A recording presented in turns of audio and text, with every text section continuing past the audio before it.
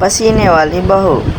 हाय रब्बा, अरे नास पीटी, पसीने बहा बहा के पूरे घर में पसीने की बाढ़ को बुलावा दिया है तूने। अरे तो मैं क्या करूं माँ जी, आप ही बताओ। अरे भगवान से गुहार लगाओ के उठा ले मुझे।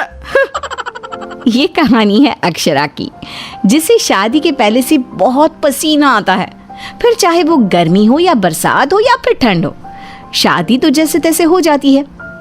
अक्षरा के पति रणवीर को ये बात पता नहीं होती कि अक्षरा को इतना ज्यादा पसीना आता है, और ना ही उसकी सास कौशल्या और ससुर ब्रिजमोहन को पता था। लेकिन वक्त के साथ साथ कुछ ही दिनों में अक्षरा के पसीने से सभी को काफी दिक्कत होने लगती है। तो चलिए होते हैं रूबरू इस पसीने वाली बहू से। बहू, अरे ओ अक्षरा बहू, कहाँ मर गई? क्या हुआ माँ जी, बोलिए। अक्षरा पसीने से लदी हुई थी और उससे बहुत ज्यादा गंदी बदबू आ रही थी, जिससे सभी अपने नाक पर हाथ रख लेते हैं। हाय रब्बा, इतनी गंदी बदबू तो गटर की भी नहीं आती।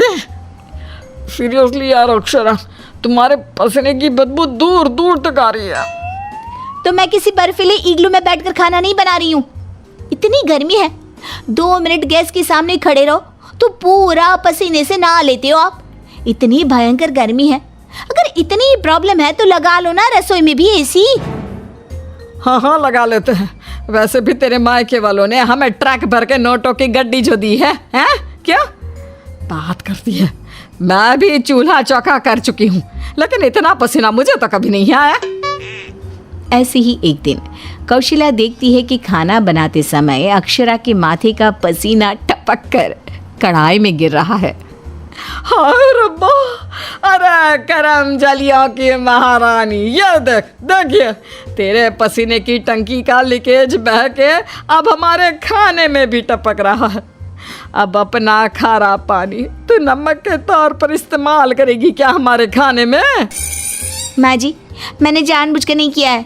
और रही बात पसीने की टपकने की, तो इसी बहाने ये घट्टी की सब्जी ना और भी नमकीन और स्वादिष्ट हो जाएगी मेरे पसीने की मिलावट से।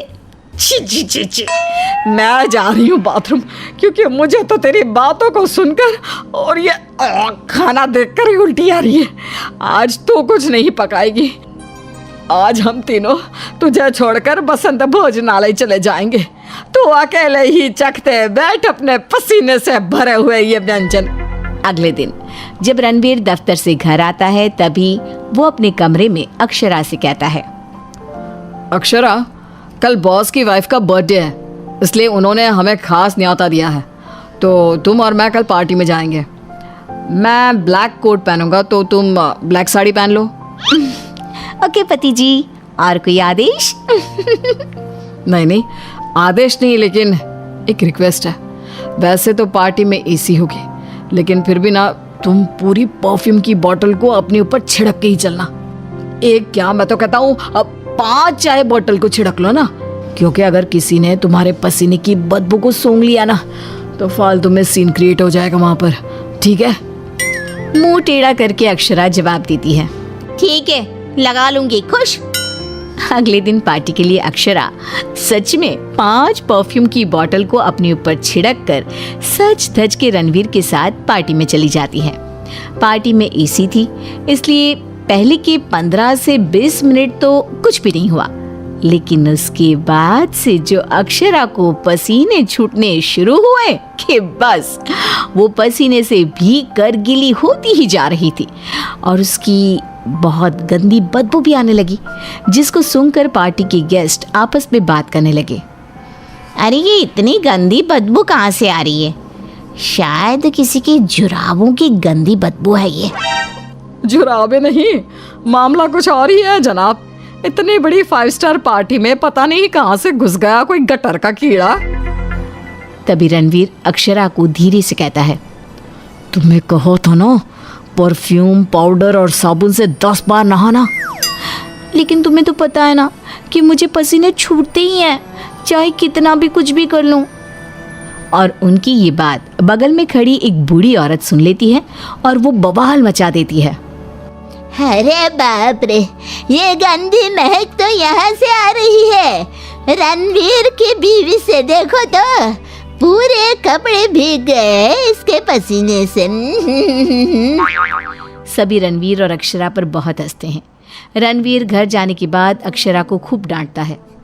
मिला देना पानी में मेरी पूरी मेहनत से कमाई हुई इज्जत। अरे अक्षरा बहू, किस मिट्टी की बनी हो तुम, जो पसीने का झरना बहता ही रहता है तुम्हारे बदन से 12 महीने और 2400 घंटे नॉन स्टॉप। अरे अभी तो इस कलमुहे के कलेजे को ठंडक पड़ी होगी। लोगों के कुंडली में मार्केश दोष होता है, लेकिन हमारी बहू की कुंडली में पसीना दोष है। अक्षरा को अपने ससुराल वालों की बातें सुनकर बहुत बुरा लगता है, लेकिन फिर भी वो कुछ नहीं कहती और अपने पसीने बहने को अपनी गलती मानकर चुप रह जाती है। दिन बीतते जाते हैं, गर्मी का प्रकोप बढ़ते जाता है और अक्षरा के लिए गर्मी और भी बड़ी मुसीबत बन जाती है। उसे पसीने से पूरे हाथ, पांव, गले, चेहरे और बदन पर घमौरियां आ जाती है, जिसके कारण उसे खूब जलन महसूस होती है। बहुत जलन हो रही है। माँ जी ने एसी का रिमोट भी छुपा के रखा है, इसलिए ताकि मैं एसी ना लगाऊं और बिजली का बिल बच जाए। मम्मी जी, बहुत आग लग रही है।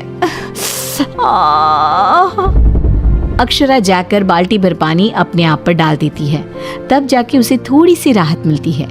अक्षरा के पसीने से तंग आकर कौशल्या अब दिन रात घर में अगरबत्ती और अरोमा कैंडल जलाती। अच्छा हुआ जो रणवीर ने ये खुशबू वाली मोमबत्तियां ला कर दी, इनसे हर जगह अच्छी महक आ रही है। हाँ कौशल्या, बड़ी अच्छी सुगंध है, अगरबत्ती और मोमबत्ती दोनों की भी। लेकिन तभी वहां पर बाजार से सामान लाकर पसीने से लदी हुई अक्षरा आ जाती है और उसके पूरे बदन से बदबू आ रही थी और बाल तो पूरे पसीने से भीग गए थे और फर्श पर पसीने की बूंदें भी टपक रही थी। और ये बदबू इतनी तेज होती है कि मोमबत्ती और अगरबत्ती की महक को फेल कर देती है। हाय रब्बा, आ गई करम जली। इसके बदन के पसीने ने तो इतनी महंगी सुगंध वाली मोमबत्ती और अगरबत्ती के खुशबू के दांत भी खट्टे कर दिए। बाहर इतनी भीषण गर्मी है मम्मी जी, ऐसा लग रहा है मानो हम किसी ओवन में बंद हो गए हो और केक की तरह बेक हो रहे हो। उफ। दिन ब दिन अक्षरा का पसीना दुश्वार कर देता है सबका जीना। कभी वो सोते समय पूरे बेड के साथ साथ साइड में रखे हुए रणवीर की इम्पोर्टेंट फाइल्स को अपने पसीने से भिगा देती, तो कभी वो गर्मी से अपने बालों में हुए जुओं को गलती से खाने में मिला देती। हाय रब्बा, आज तो हद ही हो गई, खाने में जुआ। अक्षरा बस बहुत हुआ, अब और नहीं। अब तुम सीधा अपना बैग पैक करो और अपने मायके शिफ्ट हो जाओ। बिल्कुल सही कह रहा है रणवीर, हमें नहीं चाहिए ऐसी पसीने वाली बहू। अक्षरा रोने लगती है और कहती है, ठीक है मैं चली जाती हूँ, फिर कभी इस घर की दहलीज पार नहीं करूंगी, बाय। अक्षरा रोंदी सूरत लिए घर से निकल जाती है। शाम में जब रणवीर अक्षरा के मायके फोन लगाता है, तब उसे पता चलता है कि अक्षरा तो अब तक घर गई ही नहीं। इस बात को सुनकर रणवीर, कौशल्या और ब्रिजमोहन तीनों डर जाते हैं और चिंताग्रस्त हो जाते हैं। हायो रब्बा, अब कहाँ ढूंढे हम अक्षरा बहू को। मुझे एक जगह पता है मम्मी, जब भी अक्षरा का मूड ऑफ होता है तो वो वहीं पर जाकर बैठती है। रणवीर, कौशल्या और ब्रिजमोहन तीनों एक नदी के किनारे जाते हैं, जहां रात के अंधेरे में अक्षरा नदी की साइड की बेंच पर बैठे हुए बिलख बिलख कर रो रही थी। रणवीर तुरंत जाकर अक्षरा के गले लग जाता है और उससे तीनों माफी मांगते हैं। अक्षरा, हमें माफ कर दो, तुम्हें पसीना आना नेचुरल है, लेकिन तुम जानबूझकर नहीं करती हो ये, और हमने तुम्हें गुस्से में क्या क्या नहीं कहा। हाँ अक्षरा बहू, प्लीज माफ कर दे बेटा। तेरे इस पसीने को ना मैं यूं मिनटों में चुटकी बजाकर आयुर्वेदिक और घरेलू उपायों से भगा दूंगी, तू देखना बेटा। हाँ, और अगर उससे भी ना होए तो मेरे पहचान में मेरा एक डॉक्टर दोस्त है, तुम्हारे इस पसीने की तकलीफ का हम सब मिलकर डट कर सामना करेंगे। Thank you. देर से ही सही आप लोगों को मेरा दर्द समझ में तो आया। मैं बहुत लकी हूँ कि मुझे आप जैसे ससुराल वाले मिले। इस तरह ससुराल वाले आयुर्वेदिक उपायों से अक्षरा के पसीने की तकलीफ को मिटा देते हैं और अब उसे मामूली पसीना ही आता है और वो एक सुखी और चैन भरी जिंदगी बिताने लगती है।